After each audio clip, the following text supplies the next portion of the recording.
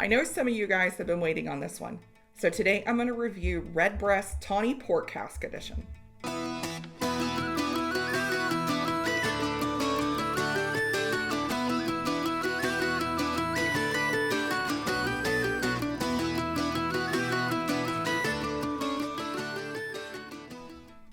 Welcome to Four Leaf Whiskey. So today we're going to review the latest from Redbreast in the Iberian series. This is Redbreast Tawny Port Cask Edition. So this is another non-age statement whiskey from Redbreast in the Iberian series.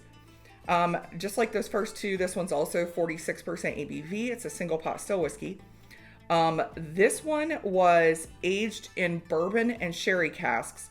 Then they took a portion of it and they finished that in, or aged that in tawny port casks.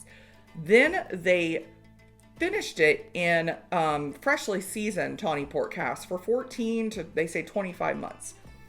So this should have some good port finish on it. Now, this is not Redbreast's first foray into port finishes. There's a 30-year port finish that single cask that was done for the Whiskey Exchange. And Redbreast 27 is also a port finished Irish whiskey, although that one is ruby port. So let's get into this one and see how it is. This one is making its way across the US, pretty widely available. It was available in Ireland. It was kind of set at a ridiculous price at first in my state of Ohio. Initially, this was priced at $199. Somebody came to their senses and priced this down to $99. So there is kind of a nice, you look at the color, it's almost like a rosy color to it from the port cask. So it's got a really nice color. I would love to hope that that's the natural color, although unfortunately Irish Distillers does use artificial color in some of their whiskeys. So the nose on this, I'm getting a little almond. It's spicy. I'm getting like some clove, a lot of vanilla. I'm kind of starting to get like a dark cherry. And I have, from friends who've had this one, I have been told that you got to let this sit and breathe a bit. That it does take a few minutes to open up. I am definitely getting like a dark cherry note. All right, sláinte. Vanilla, it's real buttery, really oily. A lot of clove, kind of got a little hint of like a sugared ginger, like a candy ginger. That cherry I got on the nose, I'm not getting that on the palate. A little bit more, just a hint of fig. There's some oak on this one. A lot of spice. If you like, really like those single pot still spices coming through, you're gonna like this one because this does finish spicy. So, of course, I'm gonna compare these. So let's compare these to the other two from the Iberian series from Redbreast. Okay. We have all three here in the Iberian series from Redbreast. And for those of you who don't know, they call it the Iberian series. It's just named for the area where they source the casks from, where they get all these sherry and port casks. So we're starting off with what is considered the first in the Iberian series, and that is Redbreast Listo. This is an oloroso sherry finished whiskey. The second is Redbreast PX Sherry finished whiskey. This one released, I believe it was 2021, 2020. And we're going to compare that to Redbreast Tawny Port, which is considered the third in the series. So we'll start with Redbreast Listo. All three of these are non-age statement whiskeys. All three are 46% ABV. Big nose on Listo. I always love it. It reminds me of Christmas time. Tons of almond. I get a lot of marzipan on the nose on Listo.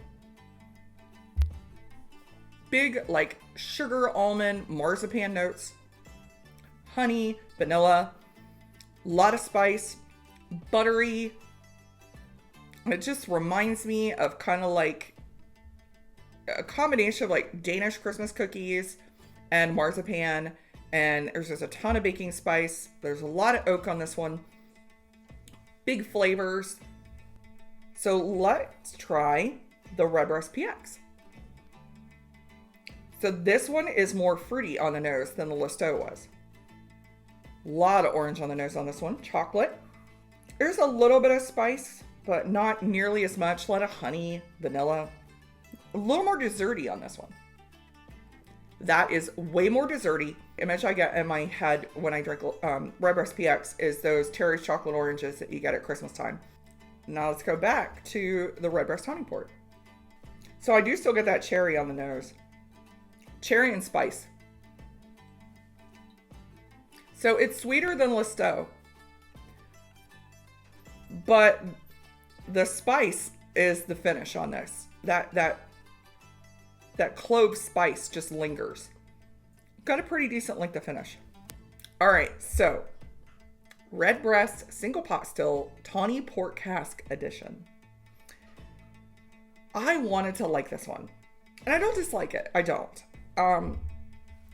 I guess I've got several port finish Irish whiskeys behind me, so I had high expectations going into this one. The last release from Redbreast was Kentucky Oak. It was okay, and that's kind of what I feel about this one. There's nothing wrong with it. It's okay. It's just not. It's not going to blow your doors off. Some people are really going to enjoy this one. I think if you're a fan of Redbreast, I think you're going to like this. If you like a spicier whiskey, I think you're going to like this one. At the original price of $199, absolutely not. There's no flipping way I would have paid that for this. $99, like I said, if you're a fan of the brand, I don't think you're going to hate this when you get it. And some people are, I have run across a couple people who actually did prefer it, and it was the best that they'd had in the Iberian series. I gravitate more towards Redbreast PX and Listeau. I like the woody almond notes of Listeau. I like those orange chocolate notes of Redbreast PX. So I just think this one, I think it needed more time. We've learned from Redbreast that port does work with single pot still whiskey. The Whiskey Exchange 30-year port is perfect example. Redbreast 27 in the Ruby Port. So it does work. I just don't think this had enough time. I don't get enough of those big port flavors. And the problem is that I've got a lot of port finish whiskey behind me that sets the bar very high. Even though it's not single pot still, Bushmill 16, that's got some port in the blend, and it's very, very good. I don't think you can top the Liberator. It's a malt whiskey finished in a very fresh Tawny Port cask, and it'll blow your doors off. It is available in a couple U.S. states, so if you see that one, grab it. It's just port for days. It's like port in your face, and I love those big flavors that you get. This one, I'm having to dig to find that port. If you pick this bottle up, I do recommend pouring it, walk away for a little bit, let it get some air. The port does seem to rise and come out a little more after it's got some air. Otherwise, this is buried beneath all the pot still spice. But, I mean, there are worse bottles you could get for the price. The problem with this guy is that it's on the heel. It's right on its heels is Redbreast PX. So that is coming to the U.S. again. And I mean, if you like a sweeter whiskey, you're going to gravitate more towards that one. If you like a little bit spicier whiskey, you might like the Tawny Port.